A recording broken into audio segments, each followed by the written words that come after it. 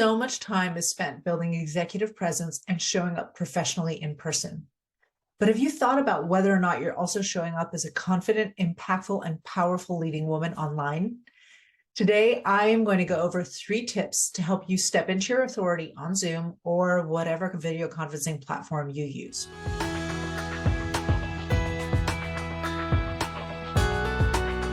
Hi, my name is Dr. Alessandra Wall, and I'm a top executive coach for senior leading women in STEM and finance who want careers that are both wildly successful and deeply fulfilling. This means easily rising to the roles and opportunities that match your value and your ambitions. It means getting paid what you deserve, what you are worth without having to ask for it. It means having high levels of success without having to sacrifice everything to get to the top. And it also means stepping in front of any room, any audience, speaking up, being heard, being respected for your expertise. In a hybrid work model, a lot of us are spending as much, if not more time, meeting with clients, meeting with our teams, our leaders, and our partners online rather than in person. And I want to make sure that you're not undermining your authority or lessening your message by forgetting how to show up powerfully online. I'm going to share 3 tips with you to help you build executive presence on camera. Ready? The first tip is this: learn to take up space. We women are often told that we need to take up space. We need to take up space in the room, take up space around the table, take up space in conversations. This also holds true for your presence online. Watch this. Imagine if I had started this video down here. It might seem silly, but this is where I see so many women show up on their screens during video conferencing and video meetings. Here's the thing. I have so much less authority from this lower position. I look and I feel like a child. So here's what I want you to do. I want you to think of standing or sitting squarely in your screen. Your shoulders should be visible. You should be looking at the camera as much as you can. This is the video equivalent of looking someone in the eyes. If you have to, use a stand, use books, anything that is level and stable to elevate your camera to eye level. Just think about it this way. Your setup is going to be different when you're using your computer for work and when you're using it for an online meeting.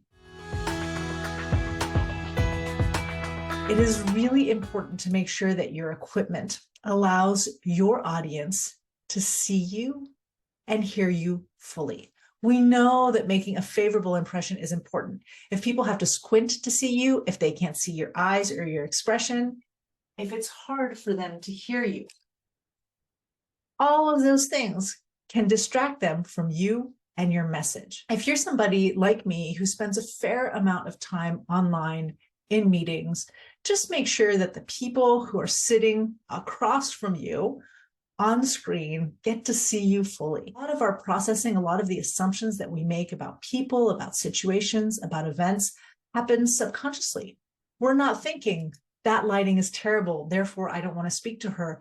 It's just that if the experience is unpleasant, if we have to struggle to make sense of you, then we're naturally less likely to want to interact with you. So invest in decent lighting if you can, invest in a decent camera, and make sure that you have a microphone that is not rubbing against clothes and making this kind of noise, and that allows you to speak freely and be heard because you have important things to say.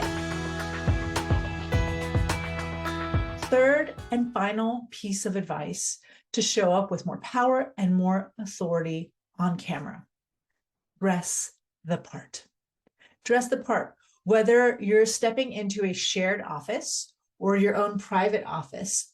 Clothes maketh the man, or in this case, the woman. How you dress has a profound impact on how you feel and on how you think. And it also plays a role in how other people see you. So the Zoom suit business that we used to have, work clothes on the top and sweatpants on the bottom, might seem like a convenient solution to working from home, but I guarantee psychologically it will shift how you feel, how you think, and how you show up.